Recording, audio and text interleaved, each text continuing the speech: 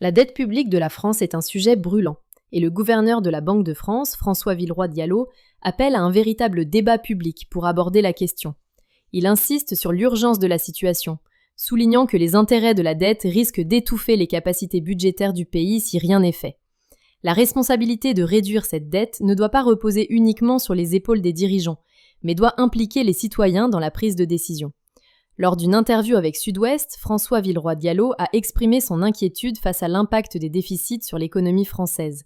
Il a clairement averti que si cette situation n'est pas traitée rapidement, la charge de la dette sera trop lourde pour les générations futures. Cependant, le gouverneur précise que cet effort doit être partagé et juste pour tous. Il plaide donc pour une discussion nationale sur les mesures à adopter, sans toutefois se prononcer sur les actions politiques ou sociales actuelles, comme le mouvement Bloquons tout, prévu pour le 10 septembre.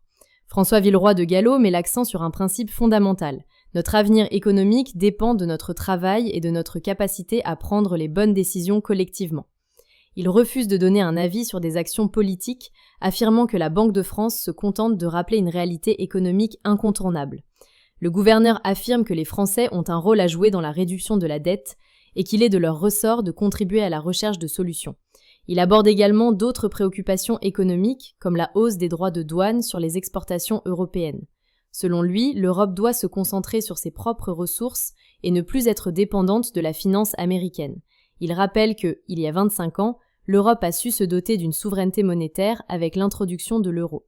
Aujourd'hui, elle doit renforcer sa souveraineté économique et financière en mobilisant davantage son épargne et en réduisant sa dépendance envers l'extérieur.